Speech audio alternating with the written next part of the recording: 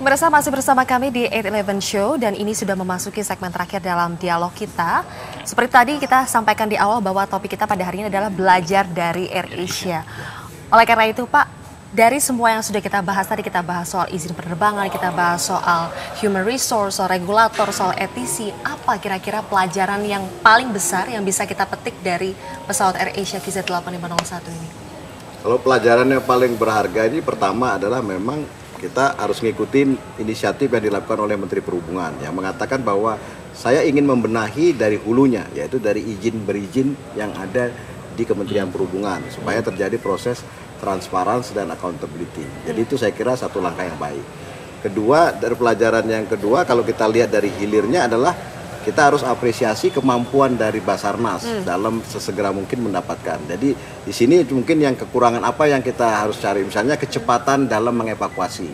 Itu mungkin kita harus lebih cepat lagi. Bagaimana juga kecepatan kita dalam mengkoordinasi alat-alat canggih dari negara luar. Karena kita selama ini ada hambatan yang bersifat security. Itu kan kedua. Yang ketiga, pelajaran yang paling berharga itu adalah sebetulnya pilot. Sebelum dia membuat suatu keputusan untuk terbang pada yang namanya weather, satu cuaca buruk terutama pada bulan Desember sampai bulan Januari, mungkin ya itu yang paling, kalau kita kan pengalaman selalu di situ Adam Air juga pada bulan Januari. Itu kelihatannya harus ada mulai kewaspadaan di dalam semua maskapai penerbangan agar berkonsentrasi dan mempelajari tentang cuaca. Dan yang lain adalah saya juga minta agar ahli meteorologi dan biofisika yang ada di BMKG tidak hanya cukup dalam perspektif administrasi. Kalau saya sudah keluarkan cuaca, sudah baiklah. Harusnya dia datang dan melakukan proses edukasi ke semua maskapai penerbangan.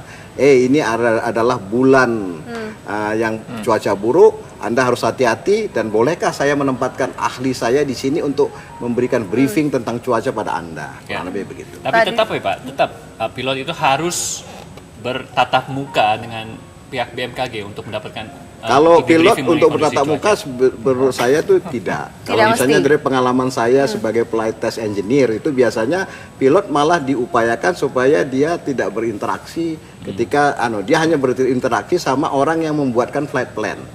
Kenapa? Karena distraksi ataupun emosi daripada pilot itu harus terjaga. Nah, pertanyaannya apakah ketika seorang pilot ini mendownload dari situs BMKG misalnya dengan ketika ia briefing langsung, bertemu langsung dengan pihak BMKG, apakah informasi yang didapatkan ini sama? Kalau menurut saya pilot mempunyai keterampilan untuk mendapatkan suatu gambaran tentang cuaca. Karena dia yang penting itu adalah bagi pilot adalah bagaimana terbentuknya cuaca buruk itu. Nah, yang paling berbahaya kalau terjadinya suatu briefing itu adalah pasti terjadi debat. Misalnya akan ditanya, menurut pandangan saya ini kok yang Anda sampaikan keliru karena saya mempunyai informasi lain. Nah, kalau terjadi debat begitu, nanti kemudian pilot naik ke pesawat terbang dan kemudian merasa emosinya masih tidak stabil, kan akan menjadi benih kecelakaan juga. Jadi ini sebetulnya yang harus dipikirkan, apakah perlu briefing atau tidak perlu briefing. Baik, Pak Dudi? Ya, kalau salah ini juga ada hikmahnya ya kejadian ini. Dengan ada ini merupakan kalau saya lihat seperti iceberg Pak. Iceberg ini sekarang kelihatan. Kita benahi. Inilah yang saya kira nomor satu dari hikmah kejadian ini. Kalau nggak tidak terkuat itu Pak sekarang ini. Itu yang pesan saya itu. Tapi siapa nanti kalau udah ada rekomendasi oleh KNKT, siapa yang ngawasin Pak? Di jalannya atau tidak? Nah ini kalau tidak salah di KNKT itu ada namanya tim monitoring. Kalau dulu ada tim monitoring, ada ketuanya. Kalau sekarang saya belum tahu karena saya sudah 6 tahun tidak. Terakhir singkat saja Pak Dudi, kira-kira adakah kelalaian yang dilakukan oleh pihak maskapai dalam hal ini Indonesia? Kalau kelalaian saya kira ya kita tidak bisa singkirkan ya Pak. Mesti ada berapa persen, nah itu kita mesti lihat. Nah dari investigasi nanti baru kita ketahuan berapa persen kelalaian kalau ada gitu. Kalau dari pengamatan Pak Dudi, inisial pertama kelalaiannya apa? Saya kira salah satu mungkin selama ini Pak, kalau saya tekankan ada pingar itu nggak kedapat Pak. Itu mungkin di situ juga. Sebetulnya perawatan. Gini, kalau saya kalau pengalaman saya dalam mengamati kecelakaan, belum tentu kecelakaan ini timbul karena cuaca buruk.